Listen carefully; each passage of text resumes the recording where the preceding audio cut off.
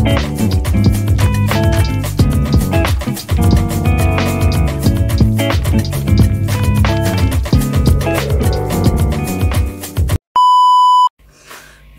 morning mga moms! What's up? Welcome to our channel, The Crises. And it's Monday morning here in Lebanon. And, yun nga, since Monday, it's supposed to be may class in Mura. Pero hindi ko siya papapasukin dahil hanggang ngayon meron siyang lagnat. Yun. Prepare ko lang muna saglit ang aming breakfast kasi sumasakit na rin ang aking tiyan. Halos wala rin akong tulog dahil nga chine-check ko yung kanyang temperature. And hindi maganda talaga ang panahon. Sobrang foggy. At this time, para kang nasa movie yung fog. Yun. Nakakatakot. Wala akong masyadong makita talaga sa labas. Yun nga. Sobrang init niya kagabi. Talagang inaabatan ko siya. Pinupunasan ko siya ng pinupunasan. She doesn't feel cold, sabi niya. Nagigising-gising siya, Mama, I feel hot, I feel hot. Kaya, punas ako ng punas sa kanya. Just this morning, sabi niya sa akin, tinanong ko siya, do you feel cold again? Kasi tinanggal niya yung kumot. Pinatanggal niya rin yung medyas niya. Sabi niya, no, Mama, I'm not cold. I feel so hot. Kaya, pinunasan ko na naman siya. So, habang nakalagay yung towel sa ulo niya, nakaidlip siya ng konti. Tapos, maya-maya, pagkilos niya, para kung nautot siya. Tapos, sabi niya, Mama, I'm sorry. Sabi niya gano'n, I pooped. Hi, baby. You feel good? Yeah, but I peed. You peed again? Yeah. Why you cannot control it? I don't know. Okay. Is it wet? Your pants is wet? Okay, go ahead. Go in the washroom. I'll get your clothes. Okay. Okay. And 3 times din siya tumayo kagabi to pee kasi nga pinapainom ko siya ng tubig. So, ayan. Nag-ano na naman siya. Palitan ko muna siya.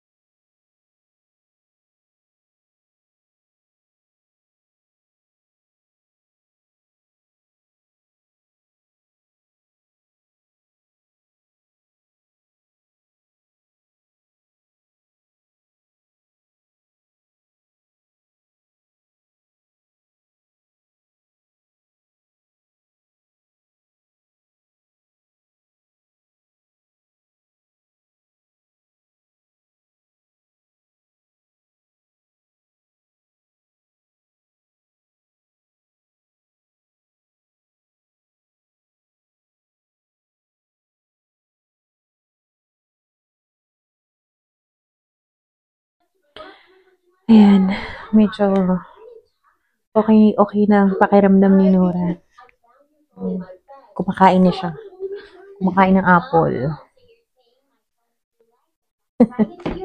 Kumakain ng apple.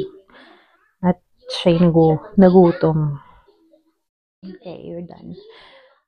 Finish your apple first, baby. Because apple is good for your tummy. Nanghingi siya ng eclair. Kasi nag-uwi papa niya ng eclair kagabi.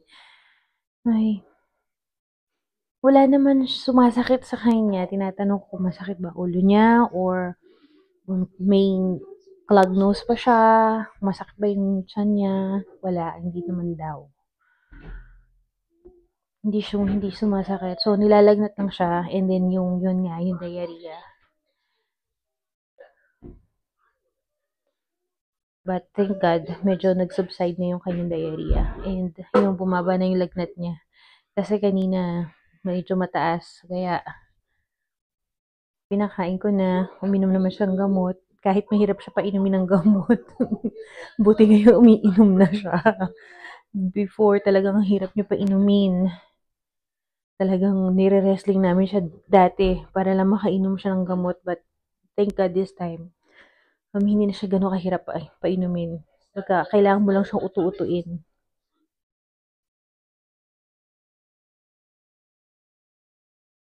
Hirap lang pagka talaga may sakit ang bata kasi minsan hindi nila ma-explain yung nararamdaman nila. Medyo, yun nga lang, nahihirapan ako dito sa lugar namin. Kasi nga, di ba kanina pinapahanap ko si Feras ng Gatorade. Pero wala. Nag-iisang store dito sa village na maraming items yung pinuntahan niya.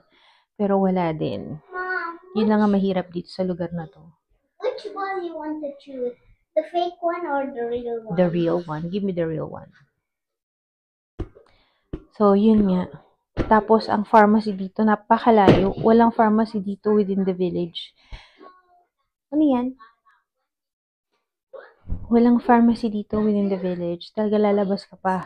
Kung gusto mong bumili ng gamot or kailangan mo something na biglaan, kailangan may sasakyan ka. Hey, baby! Kailangan meron kang sasakyan to go. Napakahirap dito ng commute. Lalo na pagko-commute. Ang pagko-commute dito, nasa labasan pa. Like, nasa may labas, pagka main road. Ayan, so settled na si Nora. Medyo okay. Okay naman na yung pakiramdam niya. Wala masyadong lagnat na. And yun nga lang, in an hour, siguro mga 2 times pa rin siyang nagpupop. Ino-observe pa rin namin siya. Sabi ng doktor, keep on observing.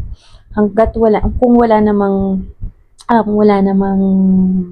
stomach ache, it's bacterial nga siya. So, as long as inom siya ng tubig, nakabili na rin ako, may nag-deliver dito ng Gatorade, nakabili na ako para sa kanya. So, kahit pa paano ma-replenish yung mga electrolytes na nawawala sa kanya, diba? And, later on, it's almost 3 o'clock na rin naman ng hapon. Maya-maya nandiyan na si Habibi. So, nagpabili ko sa kanya ng saging, ng apples, and yung gamot ko, antibiotic ko kasi dumating na yung result ng urinary cyst ko, ng urine culture, and yun nga, may E. coli bacteria ako. Kaya, nagkaroon ako ng